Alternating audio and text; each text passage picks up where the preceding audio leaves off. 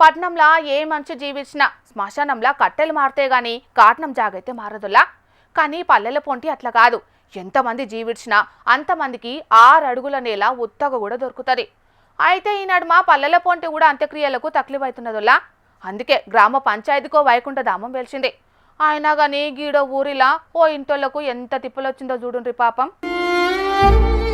కొన్ని పనులు ఇయ్యాల కాకుంటే రేపటాల్లో వేసుకోవచ్చు, రేపు కాకుంటే వారంలో కూడా వీలు కాకుంటే నెల రోజులైనాక కూడా వేసుకోవచ్చు.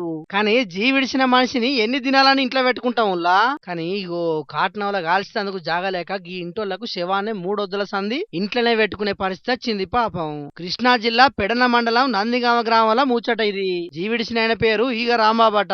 వయసు మీద పడి ఐతారాం నాడు జీవిడిచిండు. పూడ్చి పెడదామని ఇంటోళ్ళు చుట్టాలందరూ రెడీ కూడా అయ్యిండ్రు. అంతల్నే పూడ్చుడు గిడుచుడు అద్దంటే అద్దని అడ్డం పడ్డారట చుట్టుముట్టోళ్ళు. ఈ లడాయి కూడా గట్టిగానే అయింది. శవంతో నిరసన కూడా దిగిర్రు ఇంటోళ్ళు. మరి ఈ తిప్పలకు కారణం ఏందనంటే ఈ ఊరికి ఇప్పుడు శ్మశానమే లేదట.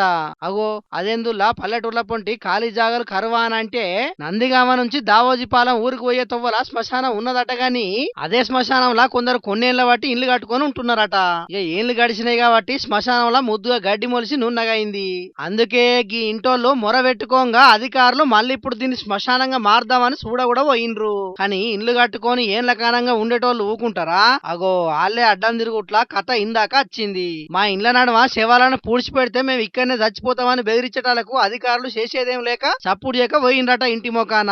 ఇక గ్రామ పెద్దలు మాట్లాడినా అంతా ఉత్త కథనే అయింది. గాని ఆఖరుకు దేవుని లెక్కనే ఓ రైతు తన భూమిలా శవాన్ని పూడ్చిపెట్టేందుకు ఒప్పుకునేటాలకు ఈ ఇంటోల తిప్పల తీరిందుల్లా. కానీ ఎంత ఘోరం చూడుర్రి. శ్మశానంలో ఇండ్లు కట్టుకొని జనాలు ఎట్లా చేస్తున్నారో.